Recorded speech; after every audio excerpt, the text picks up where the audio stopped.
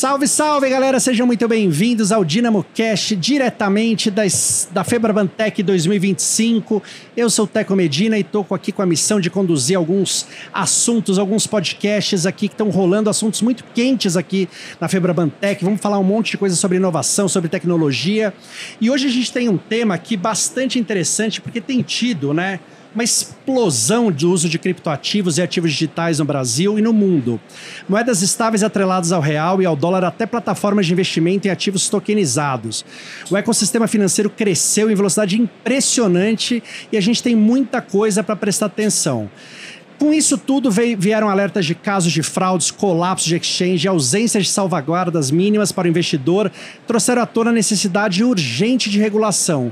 E é nesse contexto que surge a Lei 14.478/2022, o marco legal dos ativos virtuais do Brasil, colocando o Banco Central como regulador das prestadoras de serviço nesse novo mercado.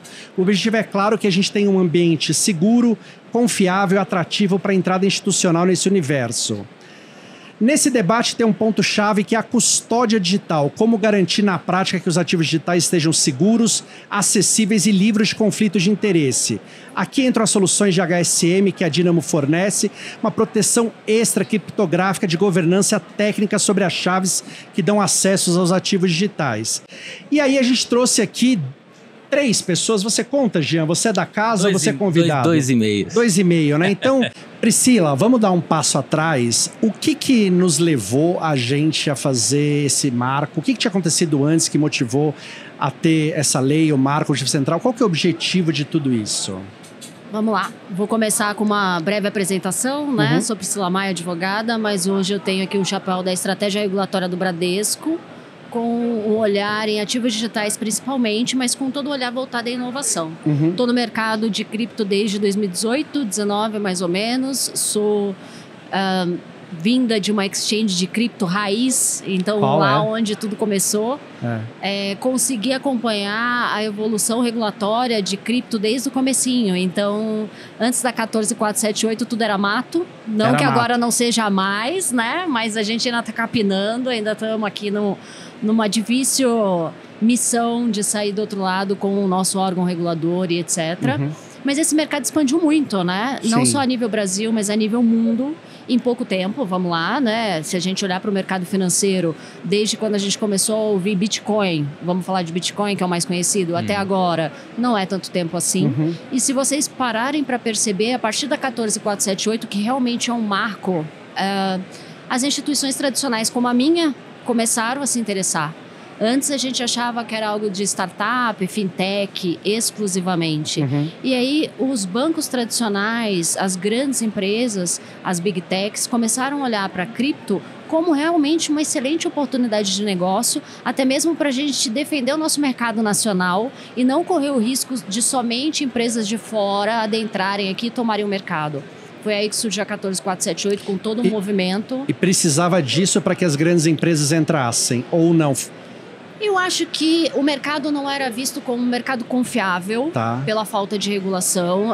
Talvez só jovens gostariam ali de aplicar um dinheirinho e se arriscar no investimento. A partir do momento que a gente começou a falar sobre regulação, a discutir com um órgão regulador de verdade, como o Banco Central, CVM, etc., acho que os consumidores começaram a olhar como um mercado mais seguro. E vamos lá, a verdade seja dita que também a gente tem aqui uma divisão desse mundo, antes da 14.478 e depois. Eu acho que isso foi muito importante para a gente também tentar identificar maus players do mercado, que em todo mercado tem, verdade seja dita. Então, quando a gente falava de cripto, eu sempre brinquei que o meu objetivo como chefe de compliance era que a minha empresa nunca aparecesse no Fantástico. Sim. Porque domingo à noite já era aquele terror. E me parece que com a 14.478 começou a ter um olhar mais claro de quem são os bons players ou os maus players, quem são os fraudadores ou quem realmente está aqui para fomentar um novo negócio. Acho que foi um grande marco, mas que ainda está em evolução, né? Até porque a gente fala de emenda, fala de infralegal, que ainda não saiu do Banco Central, mas a gente está caminhando. E aí, você nessa história toda, você veio para trazer solução ao problema, Daniel? Depende da perspectiva. Né? Como bom advogado, né? Como bom advogado depende. Tudo depende. Mas brincadeiras à parte, assim, eu comecei nesse mercado pela veia acadêmica. Tá. Então, em 2015, na verdade, eu tive contato com o primeiro caso que envolvia esportes com pagamento em premiação de Bitcoin. E aí surgiram aquelas dúvidas clássicas. Posso receber? Se puder receber essa premiação, como que eu tributo? Dúvidas basilares. E na época não tinha a instrução normativa da Receita Federal, não tinha a Lei 14.478, não tinha nada. E eu sempre levando essa vida dupla aí, apesar de ser um cara que eu gosto mais da Marvel, eu sempre brinco falando que de dia eu sou o Batman. Não, de dia eu sou Bruce Wayne, de noite eu sou o Batman, né? Então de dia advogado, de noite acadêmico. Eu comecei a me interessar por fazer pesquisa científica voltada para esse mercado. Então, meu mestrado e doutorado foram todos voltados para isso. Tenho um mestrado também em Ciências da Computação e comecei a pegar as peculiaridades do setor e tentar dar soluções criativas da parte tecnológica para problemas jurídicos. E foi muito bom vivenciar o nascimento da Lei 14.478, que no início foi criticada por ser talvez abstrata demais, por ser geral demais, por não ser tão específica. E hoje, na verdade, a gente celebra essa abstrativização, porque permite que um regulador que tem mais técnica do que o Congresso Nacional, né, não é papel do Congresso Nacional regular nesse nível de tecnicidade, delegou para o Banco Central, que foi ótimo, para ele sim trazer agora os drafts da 109, da 110, da 111, né, uma baita evolução. E quando a gente compara até com a União Europeia, o Brasil está com muitas virtudes, né, comparado com a União Europeia. Quando você compara o MiCA, que é o Marketing Crypto Assets, você olha para o Brasil, a gente tem aqui algumas análises combinatórias de negócios que, na minha opinião, são melhores. Né? Então, acho que o mercado hoje ele vive um sentimento de crescimento e evolução, porque a gente tem um regime dual. Eu sempre falo, né? Hoje o Brasil ele vive com um regime dual porque, de um lado, a gente tem os ativos virtuais, com o Banco Central, e da Lei 14.478, mas tem aquilo que não é ativo virtual. Moeda nacional, moeda estrangeira, moeda eletrônica, token de utilidade, ativos, valores imobiliários e ativos financeiros. E nessa última categoria, que a gente tem a tokenização em grande parte, aí a gente tem os criptoativos, que são eminentemente regulamentados hoje a nível infralegal, pela CVM, Parecer de Orientação 40, Ofícios Circulares 4 e 6 de 2023. Então, quando a gente começa a olhar, por isso que eu falei o depende, né? Para quem gosta de simplicidade, provavelmente não vai ficar feliz com esse xadrez. Mas para quem gosta de criar produtos, que é muito a vibe da Pri aqui, da Priscila, eu acho que esse é um oceano azul. Porque você consegue combinar muitas coisas na perspectiva CVM, na perspectiva Banco Central, para construir negócios inovadores. O problema de regulação normalmente é você saber se acerta na mão, né? Às vezes aperta demais, às vezes afrouxa demais.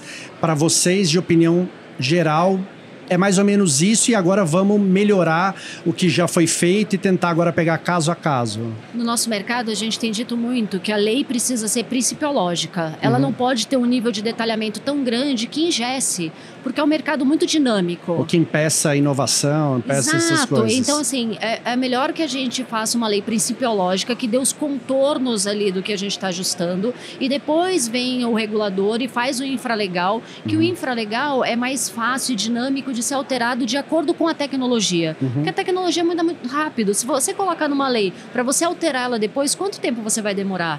Então, eu acho que na mesma pegada da 14.478, a gente tem tentado levar... Hoje a gente tem uma série de projetos de lei sendo discutidos nessa mesma pegada de vamos fazer algo principiológico, deixar que os contornos delineados, e depois, através do regulador, a gente faz o infralegal e vem com um detalhamento que possa acompanhar a mudança tecnológica que é tão rápida. Acho que essa é a proposta do mercado hoje. Eu tenho uma pergunta, fugir aqui do roteiro, mas que me deu curiosidade. Não sei se você pode falar com detalhamento, mas é curioso, né? O Bradesco é uma das maiores instituições desse país e talvez, na minha visão de fora, talvez a mais conservadora de todas, né? Então, você imaginar que tenha isso ali do mato para o que a gente tem hoje, para o Bradesco é uma... Enfim, é uma longa virada ali. Queria saber como é que é isso lá dentro. E para você que é advogado, eu acho que tem uma curiosidade. Esse assunto, a velocidade com que ele se expandiu é impressionante, né? É um assunto que até outro dia estava na mão de criança e fã de super-herói, e hoje todo mundo fala sobre isso, todo o mercado financeiro inteiro tem isso, ou está nisso, ou se investe nisso. Como é que você percebeu a evolução dos seus clientes, ou de quem você trabalha com isso, né? Porque deve ter sido uma coisa muito rápida no seu caso, e no seu talvez tenha sido surpreendente, né? De como é que se insere isso lá dentro, né? Bom, eu e o Daniel somos parceiros de longa jornada. A gente se conhece há muitos anos. Esse mercado nosso é um mercado pequeno em relação a profissionais. E te confesso que desde que eu comecei, eu sempre senti falta do nome do Bradesco. Nós temos outras instituições financeiras que são nossos colegas e trabalham nesse mercado. E eu, como ali uma chefe de compliance de uma exchange cripto raiz mesmo, falava, nossa, será que o Bradesco jamais vai participar desse mercado? Para minha surpresa, eu fui convidada a ir para o Bradesco com esse olhar e a proposta era muito legal, ou é muito legal ainda, eu tenho 5 meses de banco, que é, traga, Priscila, esse olhar do mercado emergente para a nossa instituição tradicional, porque a gente tem aqui clientes que confiam na gente, para a gente tentar aliar a inovação e a velocidade com a tradição. E aí eu entrei dentro de uma área chamada estratégia regulatória, que é para pegar essa tecnologia nova e colocá-la dentro de um banco tradicionalíssimo como estratégia de ataque e defesa para todas as áreas do banco. Então, a gente tem ali várias vertentes. Eu cuido de ativos digitais, inteligência artificial e open finance, para que faça o banco competir de igual para igual nessa agilidade, nesse novo timing. Então, assim, acho que é uma proposta tentadora. Eu sempre fui apaixonada por compliance, mas hoje o meu olhar estratégico regulatório pró-negócio, estratégia de ataque e defesa num banco tradicional, olhando inovação, é uma proposta irrecusável. Não, é um baita desafio. É talvez o desafio, exato. Isso. E para você, qual foi a percepção dessa... Eu acho que eu compartilho muito do que a Priscila colocou, que no começo era uma coisa muito nichada com aqueles criptonativos. E agora explodiu. O que eu quero dizer com explodiu? Você vê mercado de recebíveis hoje. Está sedento por tokenização. Então, está surfando muito a resolução 88 ali da CVM para criar tokens de recebíveis com afetação em patrimônio separado. A gente tem hoje mercado educacional. A gente já teve casos no escritório de instituições educacionais que queriam migrar a infraestrutura de dados com diploma que poderia ser falsificado, certificado de conclusão falsificável, migrar isso para uma infraestrutura de blockchain. Então, utilizando NFTs da categoria soulbound, que é aqueles que você não consegue nem transferir. Então, o que a gente percebeu? A migração de uma relação cêntrica, em que o cripto é o foco, né? Então Bitcoin, Ethereum, etc., para uma relação em que ele é infraestrutura. É aí que eu acho que a gente vai realmente acessar o varejão. Né? Por quê? Hoje a gente vive aquele momento que o pessoal fala, isso aqui é uma debênture tokenizada, isso aqui é um ingresso tokenizado. Né? Então ainda tem esse adjetivo, o tokenizado. Mas eu nunca vou mandar uma mensagem para você e chegar, Gia, eu te mandei uma mensagem via protocolo TCP/IP. Falar, te mandei um e-mail. Sim. Então assim, a partir do momento que tecnologia de registro distribuído é a nova internet, é a nova infraestrutura, esse atributo tokenizado tende a cair. Por quê? Tudo vai estar tokenizado. No mundo que tudo é tokenizado, não faz sentido eu ficar qualificando pela tokenização. Sim. Então eu percebo esse movimento hoje do mundo tradicional tentar extrair dessa infraestrutura tecnológica o que ele pode usar no business dele. Seja, a gente tem casos como o da Simpla, que tem ingressos tokenizados para evitar fraude de cambista, etc. Então, eu vejo esse movimento. Em relação ao próprio ativo virtual em si, a gente tem hoje grandes novos modelos de negócio envolvendo pagamentos transfronteiriços, né? A questão de liquidação temporal. Você, às vezes, dependia de um banco correspondente para pagar em Wuhan, na China, você tinha que passar por um banco norte-americano para depois chegar na China. Agora, dependendo do arranjo que você monta ali, eventualmente o pessoal tem usado muito agora conta de domiciliado no exterior, junto com ativos virtuais, para viabilizar essa liquidação cross-border. Mas acho que, no fundo, tudo volta para a segurança, né? Eu costumo brincar, não adianta nada, nós estamos aqui no mundo físico, né? O mundo dos eventos naturais. Se, para o mundo tradicional, quando a gente usa como infraestrutura, tudo que está on-chain, em blockchain, tem que conversar com o que está off-chain. Então, assim, a tecnologia DLT sozinha, ela não vai disruptar o nosso universo. Por isso que eu gosto muito quando você coloca, Pri, que você está à frente também de IA, Open Finance, porque precisa usar outras tecnologias. Eu gosto muito do conceito de singularidade, que eu acho que foi o Stephen Hawking que trouxe, que ele fala que é a junção de IA, IoT e cripto. Um exemplo prático, né? Vou aqui transacionar meu carro com o Jean, a nível Drex. Ele não me conhece, eu não conheço ele. Já no nível Drex, a gente não vai precisar ficar naquela coisa de ovo a galinha. Ele me paga primeiro e eu transfiro o carro, ou eu transfiro e depois ele me paga? Você consegue ali com o Drex um modelo muito similar a uma escrow account e faz a transmissão atômica ali em tempo real. Só que ainda ficaria aquela coisa. E se eu fisicamente não levar o carro até ele? Então, para tokenização isso é indispensável. Eu preciso de um mecanismo off-chain para dar a executoriedade daquilo. E me parece que o IoT resolve. Então eu acho que a gente está caminhando para esse projeto mais amplo de unir outras tecnologias, mas é claro que não dá para fazer tudo de uma vez. Né? Então, a nível de dados pessoais, a gente vai precisar de contribuição da NPD. Então eu costumo falar, esse termo token, stablecoin, qualquer coisa que seja um termo tecnológico, ele é um termo vazio para o direito. Né? Então você fala, eu tenho uma tokenizadora, essa entidade não existe. Então, você pode ter uma registradora, você pode ter uma plataforma de crowdfunding, você pode ter um banco que tokeniza. Então eu sinto às vezes uma falta de tradução de idioma entre o que acontece na tecnologia para o que existe juridicamente. E eu acho que é esse o próximo passo da fronteira que vai acontecer quando vier a regulamentação infralegal do Banco Central, que a gente espera que chegue agora no segundo semestre. E a espinha dorsal disso está sempre ligada à custódia, né, que é o business principal aí da Dynamo, porque no final do dia, quem custodia as chaves privadas é quem é o dono daquele ativo virtual. Sim. O pessoal tem aquele jargão do not your keys, not your coins. E a custódia, né, Jean, é fundamental em qualquer universo, multiverso. Todo mundo quer saber onde é que está custodiado e qual é a segurança disso também, né? Sim. Assim, para continuar um pouco, né, nesse tema da adoção, né, dessa tecnologia, é sempre esses novos temas de ativos digitais nasceram justamente nessa disrupção.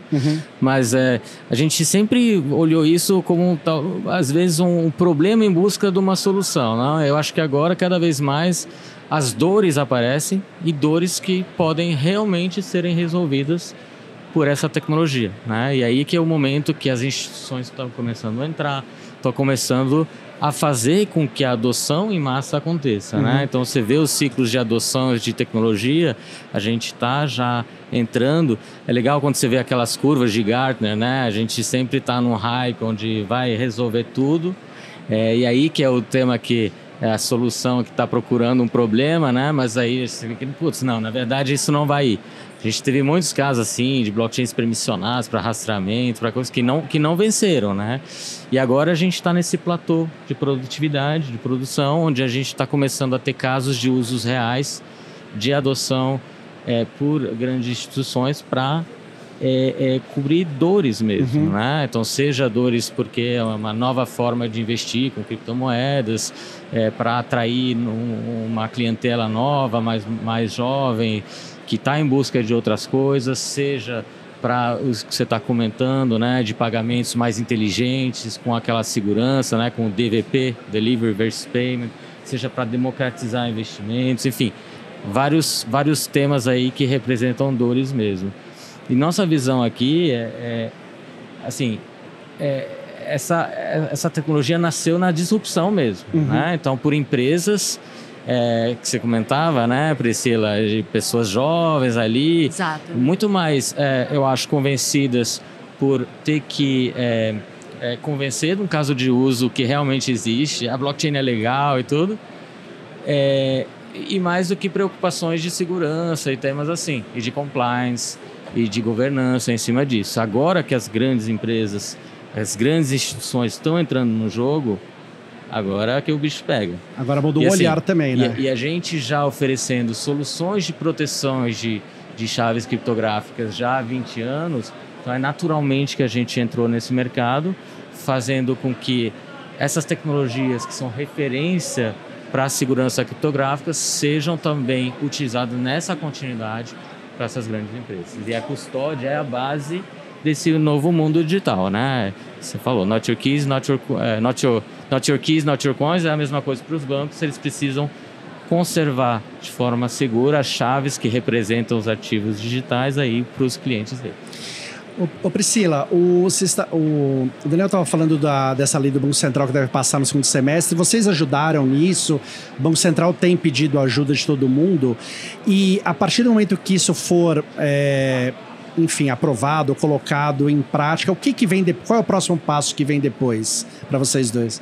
Pegando o gancho do que a gente estava falando agora há pouco, eu acredito que para o consumidor final, o maior exemplo que a gente tem de caso prático de uso talvez seja o câmbio, tá? Eu acho que o câmbio é algo que para o consumidor é bem palpável em todo esse mundo que a gente comenta, né? Então, operações de câmbio existem, sei lá quantos anos, daquela forma tradicional, e hoje a gente está fazendo com stable, o Bradesco está fazendo com stable, então eu acho que é uma operação que, no concreto, as pessoas conseguem imaginar a diferença de toda aquela operação que demorava não sei quantas horas e dias úteis e etc., para questões de minutos a gente resolve. Então, acho que essa é um grande diferencial desse mercado que a gente está trazendo hoje, inclusive para os bancos, né?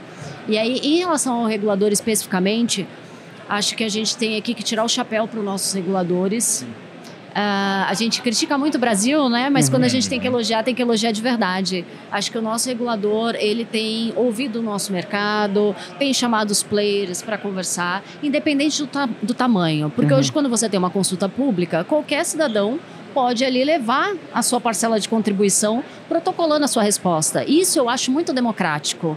Então, se você ainda não teve como fazer isso, olhe lá na página do Banco Central a resposta de todas as consultas públicas, você vai ver que tem estudante de direito, tem associações. Então, assim, o fato de um regulador ouvir o mercado antes de colocar uma lei imposta, antes de falar para todos os players, cumpra-se, ele chama e fala, vamos sentar aqui nessa mesa e entender o que é bom? Eu acho isso fantástico, de verdade, para todas as empresas e principalmente para o consumidor, porque o regulador está ali para olhar o consumidor, que é a parte mais fraca da relação. Sim. Saindo a lei, acredito que a gente vai ter aí um período de adequações, com toda certeza. São muitos players de vários tamanhos diferentes para prestar vários tipos de serviço diferenciado. Então, claro que existem instituições como a minha, que tem toda uma estrutura de governança pronta, que só vai receber, mas existem muitas empresas, principalmente as exchanges nativas, que vão ter que pedir licença ainda. Então, assim, acho que vai ter aí um período de adequação desse mercado, para que todos consigam se adaptar ao novo modelo de negócio e o consumidor escolher aquele que melhor atende. Sim. Isso eu acho fantástico também, né? A concorrência aberta com opção de escolha para o consumidor. Sim. Eu até, assim, fazendo coro aqui as palavras da Priscila em gênero, número e grau, eu acho que não só o Banco Central quanto o CVM, eles têm sido extremamente abertos ao diálogo. Diferente de outras jurisdições como Estados Unidos até pouco tempo atrás, que ele era Regulation by Enforcement, esse stop order, até atrás de stop order, multa, parte criminal pesada. Então acho que assim, o brasileiro tem um complexo de vira-lata, mas o nosso ecossistema está sendo desenhado num nível de excelência realmente elevado. Então, acho que em primeiro lugar, parabenizar, né, a gestão do JP na CVM e o Denor e o DEREG especificamente ali com as consultas. Foram 4 consultas públicas, né, uma no ano passado, 97, 3 no final do ano. Acho que uma há 2 anos atrás, talvez, a 97. Exato. Depois, o ano passado, mais 3, já com draft da norma, sempre abertos ao diálogo, tudo público, transparente. Você consegue ver ali as respostas de vários players.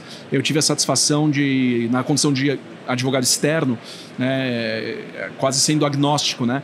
Então, auxiliei players muito diferentes a elaborar respostas, a ali sugestões, complementos, trazendo muito da minha experiência acadêmica também. A gente sabe que o Banco Central leva isso em consideração, então é uma coisa super bacana. E aí eu acho legal fazer um reforço no que a Pri colocou das diferentes entidades, né? Porque lá fora o pessoal fala VASP, que é o Virtual Asset Service Provider. Aqui no Brasil é PSAV, Prestadora de Serviço Ativo Virtual, que é gênero. É gênero do qual é a espécie a SPSAV, Sociedade Prestadora de Serviço Ativo Virtual, e entidades já reguladas. Para a primeira, elas têm que pedir licença. Vai ter um processo de autorização ali, em algumas notícias saiu que pode demorar até 3 anos, mas a vantagem é, aqueles que já estiverem em operação, comprovada, né, não é aquela coisa de amostragem, sabe, R$500, R$10 mil, é profissionalismo e habitualidade. Vai poder ter um período de graça ali de mais 6 meses. As entidades já reguladas, elas não precisam pedir licença. Como a Priscila colocou, elas vão comunicar o início do exercício da atividade com 12 meses de antecedência. E aí, onde está a pegadinha? Não é qualquer atividade. O rol de atividades que o Banco Central apresentou é bem significativo. Tá. Então, ele criou um guarda-chuva dúplice. Ele falou, olha, tem a intermediária e tem a custodiante. Na intermediária, o nível de atividades é extremamente diversificado. Você tem desde o trade com swap, ali, permuta, até staking, que é um produto mais criptonativo. Se a entidade quiser aglutinar as duas, aí ela vai ser uma corretora. Tá. Então não existem 3 espécies, existem 2 que, se aglutinadas, geram uma terceira. Agora, onde eu acho, é a minha opinião pessoal, queria te ouvir sobre isso, Pri, eu acho que o Brasil ele foi extremamente inovador, porque, na minha opinião, é a primeira vez na história regulatória, bancária / de mercado financeiro de capitais, que você permitiu a aglutinação de funções que, por natureza, não poderiam ser aglutinadas por conta de conflito de interesse. Não é à toa que no mercado tradicional você tem separado custodiante, depositária, registradora, liquidante, etc. Aqui não. É a primeira vez que você tem no ordenamento jurídico brasileiro por conta da tecnologia, Tá. né? Porque não faz sentido você separar. Quem está custodiando já está liquidando, né? Sim. Então você aglutina tudo. Mas claro que aí ele dedica muitas linhas à prevenção de conflito de interesse. E o segundo ponto que eu acho que assim brilha os olhos é ver a possibilidade de contratação de serviços essenciais, né? Então hoje você tem desde a possibilidade da Dynamo prestar serviço no Brasil, ela prestar serviço no exterior. E vice-versa, né? Claro que com todas as questões tributárias envolvidas, porque o arcabouço tributário brasileiro é outro bichinho à parte, mas eu acho que o Banco Central está desenvolvendo realmente um trabalho de excelência, e isso tem que ser reforçado, né? Especialmente porque o Brasil ele tem passado, se a gente for olhar o exemplo do câmbio que a Priscila trouxe, até o último marco legal, que acho que foi em 2021, a 14286, era muito engessado. Agora a gente basicamente migrou da água para o vinho e já está com a 111 na borda ali para fazer cross-border 100% em cripto. Isso é uma coisa impensável, né? E quando isso acontecer, e unir com o Drex, eu acho que ninguém segura o Brasil, honestamente, assim. Mas o nosso sistema financeiro, ele é diferente, ele é ótimo, né? De maneira geral, acho que é um Brasil à parte quase, né? Eu não imaginava que vocês iam fazer tantos elogios ao regulador, porque normalmente, pelo menos, há uma queixa comum que é demora, né? As coisas demoram aqui, CVM demora para tal. Mas que bom que está andando rápido. E sobre esses conflitos de interesse, eu acho que é melhor acontecer o que aconteceu, né? É melhor você dar um jeito de precaver do que jogar tudo fora, né? E falar, não, vamos fazer isso porque vai ter um problema ali, né? Ele te fez uma pergunta, não sei se você queria... Hoje eu tenho um olhar um pouco sobre outro prisma de tudo isso que a gente está falando, né? Eu sempre brinco, Daniel, como advogada, depende do momento, né? Você pode me fazer essa pergunta nesse momento ou um ano atrás, talvez minha resposta seria diferente. Então a gente tem que acabar se adequando à casa onde você está, né? A gente sabe que o Banco Central tem uma agenda de concorrência, né? Pró-concorrência, olhando sempre para o consumidor. Então, eu acho que essa inovação que ele traz, de não ter tanto esse cuidado com essa divisão tão clara, eu acho que vem para dar mais um gás nessa agenda de competitividade, para que você dê oportunidade de players menores entrem no jogo. Eu te confesso que hoje a gente só tem algumas considerações em relação a assimetrias que tudo isso gera. Então, custos diferenciados para players que prestam o mesmo serviço.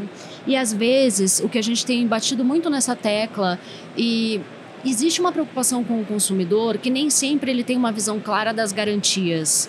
Quando você olha uma IP e uma instituição financeira, as garantias são diferentes. Quando a gente fala de uma fintech ou uma instituição financeira, o custo da instituição financeira é muito mais elevado, porque ele traz algumas garantias, que nem o FGC, que a gente não tem em uma fintech, por exemplo. E me parece que o consumidor final não tem o aculturamento em relação a isso, que a escolha, às vezes por ter uma principalidade com uma determinada empresa financeira, é por se entender adequado ao perfil daquela empresa, Sim. mas sem olhar, quando a gente fala de fraude, quando a gente fala de casos de quebra, ele não tem essa consciência. Então, eu acho que principalmente os bancos estão hoje numa pegada de tentar trazer essa informação para o consumidor, para que ele faça escolhas mais conscientes. Então, e que as assimetrias sejam reduzidas na medida do possível, né? Então, quando a gente fala de um banco que tem X agências abertas em vários lugares e que talvez hoje não faça diferença para o consumidor, e quando você olha um banco digital que não tem agência, há uma assimetria aí de custo para você manter o mesmo serviço, bem entre aspas. Acho que o consumidor não tem essa visão. Teve até recentemente uma consulta pública para discutir, Daniel, a parte da nomenclatura. Você viu isso? Porque muitas vezes o consumidor é levado a erro. Ele vê uma empresa com um nome Pay e ele acha que aquilo é um banco. E nem sempre é. Sim. E as garantias não são as mesmas. Então, se você tem uma conta numa empresa limitada, que eu já vi isso, tá? Com um capital de 10 mil reais e essa empresa some, cadê o dinheiro do consumidor? Quem garante? E eu acho que o consumidor final não tem essa visão. Acho que não tem nem ideia que isso possa... Ele está muitos passos atrás disso, né? Exato. Eu acho que falta a gente trazer esse aculturamento. Eu tenho tentado tocar nesse assunto, fazendo aqui uma defesa da minha casa também, né? Que eu não posso deixar de fazer. Sim, mas Acho que isso não é nem geracional, acho que isso é comum ao Brasil, né? A gente tem pouca informação, faz muita confusão, acha que uma coisa é uma coisa, às vezes se preocupa com a coisa errada. A gente, toda vez que estoura um casinho ali, seja lá em que área, você percebe que as pessoas não têm a menor ideia do que está, né, de que risco ela tem, o que está acontecendo, para que ela recorre. Ô Jean, a Priscila falou um pouco de stablecoin, que acho que é um assunto quentíssimo, né? Que vai ter. A gente teve um IPO gigante outro dia aí de uma empresa. Você está envolvido nisso? Como é que você vê isso? Você tem tecnologia, infraestrutura? Para onde você acha que vai esse mundo todo da stablecoin rapidamente aqui? Isso é uma das grandes dores, né? Que a gente sempre teve, e não só aqui no Brasil, né? Assim, pagamento internacional, a gente sabe que é muito difícil, né? Para você fazer uma transferência muito cara também. Internacional, é caro, é super demorado e não é transparente. Quer dizer que você não sabe onde está teu dinheiro. Você manda eu sou estrangeiro, sou francês, então de vez em quando eu faço transferências assim e é horrível. Demora no mínimo 5 dias, você não sabe onde está qual o status, né, aí da tua operação. E o problema dos 5 dias é o meio do caminho, né? Que o dinheiro o dinheiro tá em lugar nenhum, né? Ele tá num limbo ali. No lugar incerto e não sabido, né? Com geografias conhecidas. Quando você começa a ter que fazer pagamentos um pouco mais complexos, com países menos, com rotas, né, de dinheiros menos complexas, você tem que utilizar bancos correspondentes e tudo demora ainda mais, é um processo ainda mais complexo. Então isso é uma grande dor que stablecoins vêm para resolver. Outra dor que stablecoins conseguem resolver é, obviamente, o poder, que aqui no Brasil não tem tanto, mas tem um pouco também, você poder ter alguns investimentos, alguma exposição a uma moeda estrangeira, né? Que tá a $1, por exemplo, a uma stablecoin em dólar, né? Então é algo que agora os bancos estão olhando de perto porque estão se dando conta que realmente é uma forma, principalmente para você poder fazer transferências internacionais de forma muito mais rápida, muito mais barata e muito mais transparente. A gente, na Dynamo, a gente sempre fornece soluções infraestruturais, né? Então, quando você está falando de stablecoin, em algum momento você está falando também. E é legal porque em todo esse mundo de ativos digitais você cai no mesmo tema, que é a custódia, né? Que muita gente quer sair dela, mas a gente sempre acaba voltando nela, porque é esse novo paradigma, né? São chaves que representam ativos digitais, inclusive os stablecoins. Então, você faz operações com os stablecoins, em algum momento você vai ter que gerenciar a custódia. Ou você vai delegar essa custódia para outro terceiro, vai fazer, ou você vai querer fazer você mesmo como uma instituição. E se você faz como você mesmo, você tem que encontrar um serviço, um provedor que vai te dar ferramentas, soluções para fazer essa guarda correta, segura de chaves. Você tem que arrumar alguma coisa que faça você dormir tranquilo, né? Exatamente. E isso é um dos temas que a regulação entra, né? Acho que a consulta pública, principalmente a 109, que define, né, os papéis de cada tipo de novo player, né, nessa nova regulação, como você mencionou, Daniel, o custodiante, o intermediário e a corretora, que ambos os dois, ele coloca também algumas regras para essa custódia. Então isso é interessante porque ele já está definindo como é que essa custódia tem que ter de mínimo, né? E inclusive alguns temas, justamente onde a gente entra como provedor essencial de serviços para que uma instituição faça a custódia. Então a gente é um provedor de tecnologia. Você vai ter que quebrar um paradigma de muita gente, né? Porque a custódia é muito importante, mas muita gente vai ter que resetar um pouco a cabeça e falar, pô, eu aceito que a custódia seja assim, seja assado, seja aqui, não ali, né? Porque a gente também está aqui em 2.000 anos fazendo a coisa de um jeito, né? Totalmente. Acho que isso muda bastante. Na CP 109 é interessante porque ela coloca bastante temas sobre como é que um contrato de custódia tem que ser. Né? Então você tem bastante regras ali que pelo menos você, quando começa a pegar serviço de custódia, você tem que, no mínimo, ter todas as informações de como os teus ativos precisam ser custodiados. Isso é um tema, obviamente, interessante, porque traz a segurança de tá sendo feito de forma adequada ou não. Ô Daniel, quando você não é o Batman, qual é a coisa que mais aparece no seu dia a dia? Qual é não sei se tem alguma coisa que seja recorrente, ou problema, ou preocupação. O que acontece mais? Hoje o tema mais recorrente é pagamento cross-border com stablecoin. Top 1, assim. É o que mais aparece dia sim, dia também. Você acha que é um hype ou não? Eu acho que tem um pouco de hype, sim. Tá? E eu acho que tem um pouco de confusão, pessoal. De novo, uso o termo tecnológico stablecoin, mas assim, o que importa é juridicamente o que é aquilo. Né? Porque eu posso ter o que eles chamam de yield-bearing stablecoin, então uma stablecoin que paga yield, provavelmente tem uma chance dela ser um valor imobiliário. Tá. Então a circulação dela não deveria ser livre, né? Deveria estar dentro do cercado ali da CVM. Então, geralmente, o trabalho que eu mais tenho é essa parte mais quase educativa, mas a nível profissional, de modelagem de produto. Né? Você quer fazer pagamento cross-border? Bom, se você for nesse perímetro aqui, não vai funcionar, isso aqui vai ser um valor imobiliário, vai ter IOF, incidente sobre valores imobiliários, não é nem o IOF câmbio. Agora, se você qualificar isso usando um ativo virtual estável, de pagamento, né, que se preenche os requisitos ali da 109, é um draft, mas um draft bem encorpado já, que nos dá bastante fôlego. Né? Então, acho que stablecoin é o número 1. O número 2 é uma corrida para preencher minimamente algum tipo de habitualidade e profissionalidade na atividade e usufruir do período de graça. Né? Então, ninguém quer ficar travado por 3 anos. E aí fica aquela coisa, mas o que é suficiente? Não tem como saber. É uma coisa muito assim, de olhar a jurisprudência pretérita, fazer um depara, tentar identificar o que seria habitualidade e profissionalismo na vertente do regulador mais recente. Então, acho que esse seria o segundo prisma ali de análise. E o terceiro é a parte fiscal. Porque o Brasil hoje ele tem uma infraestrutura tributária robusta para cripto. Não é, quando eu digo robusta, é no sentido que você tem uma possibilidade de arbitragem tributária lícita, tá? Mas não é simples tratar disso. A reforma vai tocar nisso de alguma maneira? Vai. O ano passado a gente conseguiu, via a AB Cripto, a Priscila desenvolveu um trabalho maravilhoso lá quando ela ainda estava conosco. Agora já você vai estar de volta, se Deus quiser, né, com a nova casa. Mas eu tenho a satisfação lá de coordenar junto com o meu sócio, meu irmão Eduardo. Inclusive tudo que eu falo aqui, pessoal, não é de autoria só minha, a Priscila sabe, é sempre dos irmãos Paiva, né? Eu estou só vocalizando um trabalho conjunto.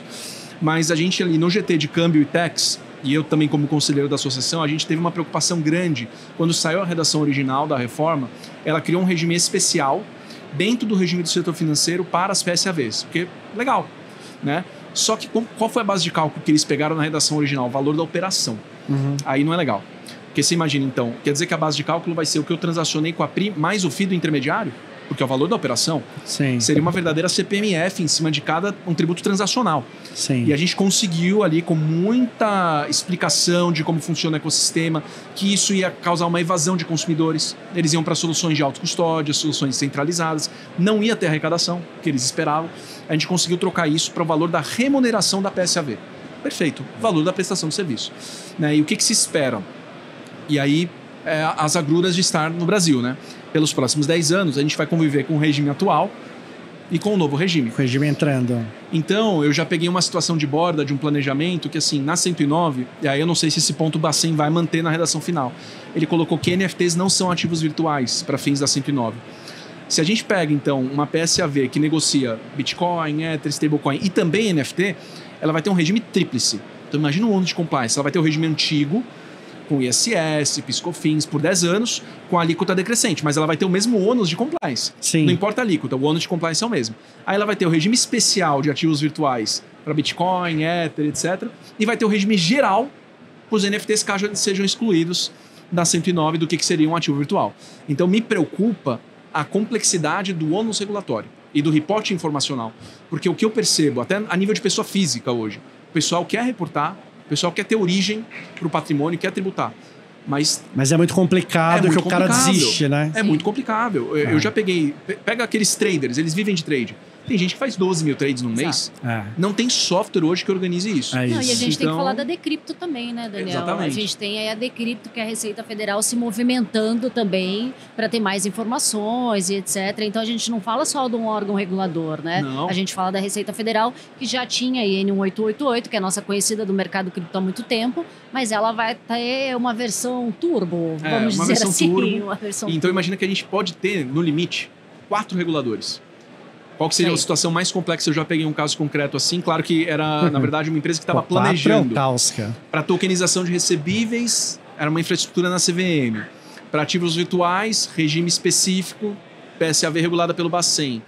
Regime geral para NFTs e tokens de utilidade, e ainda tinha o report da IN 1888, que aí cada um adota um conceito um pouquinho diferente aqui ou ali, e aí você sempre tem um certo overlap ou um vácuo, né, regulatório. Então, assim, para quem é de compliance, olha, é um oceano azul, tem muito emprego e a nenhuma vai conseguir resolver esses problemas. Eu brinco, eu falo, o brasileiro é bom, o que mata é o regime tributário. O regime tributário é que nos mata.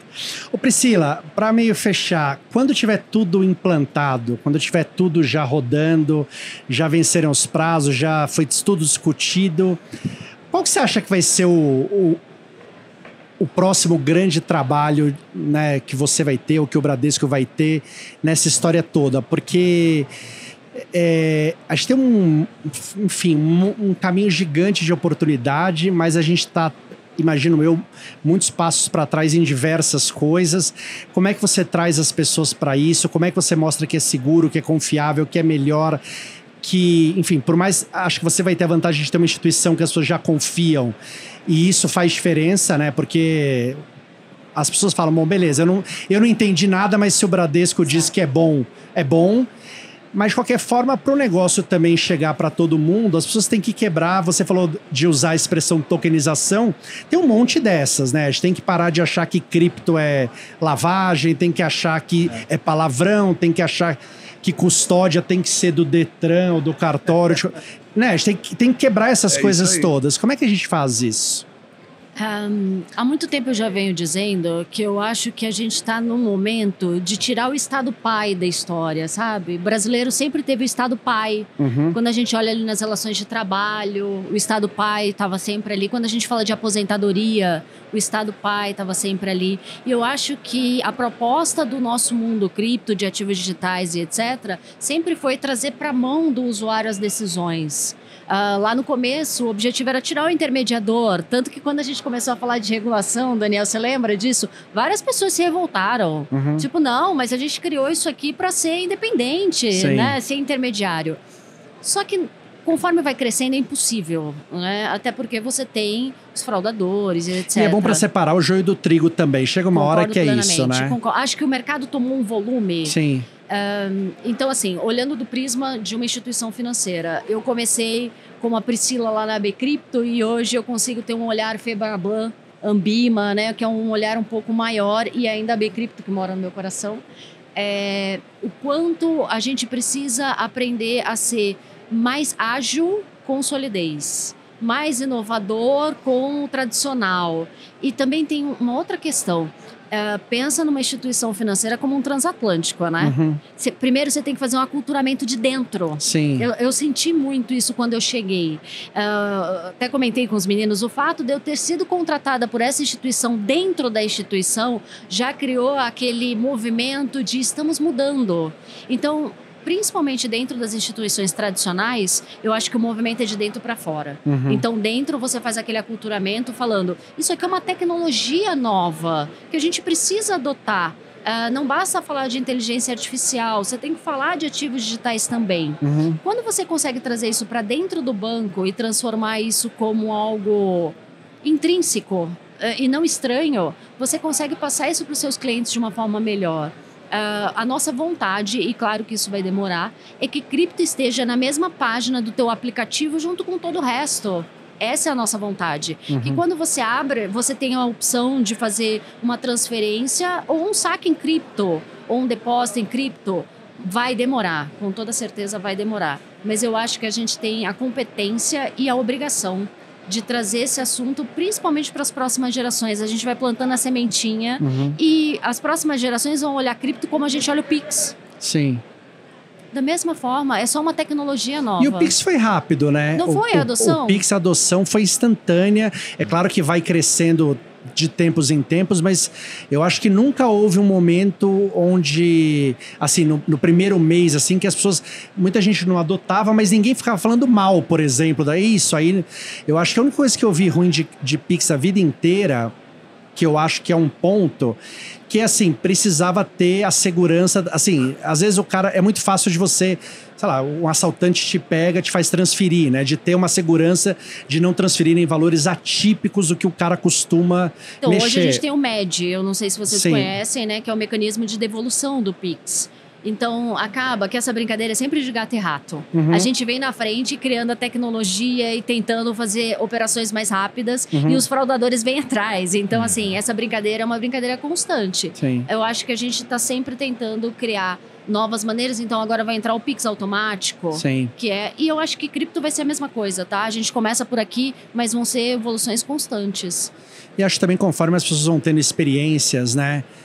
A pessoa que consegue transferir um carro ou um apartamento por uma blockchain sem milhões de burocracias, milhões de custos, acho que a coisa vai acontecendo conforme o ao redor vai falando, pô, fiz isso, deu certo, fiz isso, foi legal. Te confesso que depois de 4, 5 anos nesse mercado, a única vez que meu pai dormiu tranquilo e tinha certeza que eu não ia ser presa foi quando o Bradesco me contratou. Até o Bradesco me contratar, todas as noites ele estava dormindo com o olho aberto, outro fechado. E quando perguntava o que a filha fazia, ele desconversava, né? Com certeza. Ela trabalha ali num negócio, tecnologia. Se eu pudesse resumir, eu acho que é educação. Tanto educação intra-company, tanto educação para o público, sem esse viés paternalista/maternalista. O fato da gente ter uma delegação infralegal já é uma inclinação nesse sentido, do empoderamento do usuário. Você vê uma vontade do usuário de se expor a isso. Então, assim, é que nem você querer fechar a mão em água. Se proibir determinado produto, ele vai fazer pela via on-chain pura, descentralizada. Não é difícil. Cada vez mais fácil a acessibilidade. Eu vejo num futuro não tão distante a gente começar a discutir o aspecto concorrencial não entre banco e exchange, mas de banco e exchange em face de uma exchange descentralizada, de um protocolo descentralizado. Porque como ele é descentralizado e global, então ele não atende nada. A gente tem um caso que tem pouca gente vai conhecer, mas eu já deixo o gancho para depois o pessoal dar um Google, o Hyperliquid. É uma exchange descentralizada que está com um volume violento, assim, superando muito a corretora centralizada. Então, acho que a educação é primordial, uma educação que seja mais de empoderamento do usuário, né? E é muito importante também perceber que a gente está agora... Eu sinto que existe sempre um leve atraso, né? Então, hoje... Parece que é super disruptivo a gente estar falando de stablecoin, cripto, etc. Mas na borda aqui de IA, você já tem o Agentic Checkout da Google, você tem o protocolo Agent to Agent, e você já tem, a nível descentralizado, criptonativo mais raiz, agentes de inteligência artificial que você faz o deploy e ele está rodando sozinho ali no Twitter. Ele faz trade sozinho, ele decide onde ele vai investir, ele cai em golpes também. Caraca. Então, assim, o nome dessa plataforma é Virtuals, virtuals.io, não é recomendação de investimento, é só para vocês conhecerem. Mas, assim, imagina a gente pegar o quanto falta para onde a gente está, trazer isso aqui para a grande massa do público brasileiro. Né? Não acho que o público brasileiro tenha a cultura suficiente para acessar esses produtos. Porque se a gente já cai em pirâmide de gente, infelizmente, que acha que o Elon Musk está te mandando um direct message ali e você dá dinheiro para essa pessoa, o pessoal não vai conseguir vivenciar esse mercado tão disruptivo. Então eu acho que vai precisar sempre de gatekeepers. Sejam eles PSAVs, bancos, fintechs, precisa, porque a grande massa não tem o apetite para assumir o risco de ser o seu próprio banco. Né? Porque eu acho que a Priscila falou um ponto importante, né? O nosso setor, numa parte, não queria ser regulado, porque estava viciado naquela retórica, naquela narrativa anarcocapitalista, anti-estado, de que o cripto existe sozinho. Existe sozinho até o momento que você foi hackeado, perdeu seu cripto. Porque quando acontecer isso, você vai bater no poder de polícia do Estado pedindo para ele recuperar para você. Então não dá para ser extremista. E eu acho que a gente está agora num movimento pendular pró-liberação tecnológica, tende a recuar um pouco, tanto que a parte cambial vai ser atualizada, mas o controle ainda vai existir, né? E no final do dia tudo volta para a educação. A educação para o público, a educação dentro da empresa e a educação com o regulador. Quando você tem esse ecossistema virtuoso de 360 graus, por isso que eu gosto de advogar, mas acho que dá para ver pela minha fala que eu adoro a parte educacional, né? Porque é onde nascem as boas ideias. Então acho que se a gente tivesse hoje programas, eu acho que a nível de governo federal, você tem o projeto Ilia da blockchain, que começou aí nessa linha. Então, quando isso começar a chegar para a galera assim, mais de baixa renda, que vai poder investir numa fração de Bitcoin, poxa, não tem dinheiro que pague esse tipo de acesso à cultura. Só que, veja, o Brasil ele já não tem a cultura do investimento para investimentos tradicionais. O Brasil é o país da poupança. E tá tudo bem com isso. Para chegar no cripto, para depois chegar numa IA tokenizada que trada sozinha, tem muito chão. E eu acho que players como a Dynamo, que se propõe ali a ser um porto seguro na parte de custódia, e players como o Bradesco, que trazem todo esse, vamos dizer assim, essa confiança, é aí que está a virada de chave. Porque o dinheiro hoje, ele não tem lastro. O real não tem lastro. Então essa objeção, mas o Bitcoin não tem lastro, o real também não tem lastro, o dólar não tem lastro. Qual é o lastro de tudo? É a confiança. Não é à toa que a gente fala em moeda fiduciária. Então a gente vai continuar usando o Dynamo, a gente vai continuar usando o Bradesco e todos os players ali. Continuar usando sua consultoria quando você não for o Batman. Exatamente. Eu não consigo achar jeito melhor de fechar. Usando o Dynamo, usando o Bradesco e usando sua consultoria para tudo isso. É sempre um prazer. Quando você não for o Batman. Mas é legal de ver, assim, a gente elogiou bastante o regulador e é para se elogiar, porque ele tem um trabalho muito difícil, né? Ele não pode regular muito, senão a gente não vai mais elogiar ele vai travar tudo, né? E, ao mesmo tempo, a gente precisa ter uma clareza regulatória, porque é isso que faz avançar, de forma geral, o ecossistema, para justamente captar essas novas tecnologias que são disruptivas e começar a trabalhar com elas. E o interessante é que o regulador ele não só regula per se, mas ele também oferece soluções e ferramentas para a gente avançar. Então, você mencionou, né, a jornada do sistema financeiro brasileiro, né, que é peculiar, mas que a gente que tem a sua jornada, né, na modernização, na agenda do Banco Central, pelo menos, com o Pix, a chegada do Pix, o Drex em si, que para mim foi um grande fomentador de tudo que a gente está conversando aqui. Acho que a regulação ela está vendo também, porque graças a esse piloto do Drex, a gente viu que várias instituições começaram a olhar de perto essa tecnologia e quais as dores que elas podiam resolver com isso. Então, a CVM também colocando a contribuição sandbox regulatório para empresas poderem começar a trabalhar com isso. Então, assim, o regulador, eu acho que essa visão aqui que vocês comentaram, o Brasil, com esse olhar aberto, ele ajuda a inovação, né? Então, assim, tá de parabéns mesmo.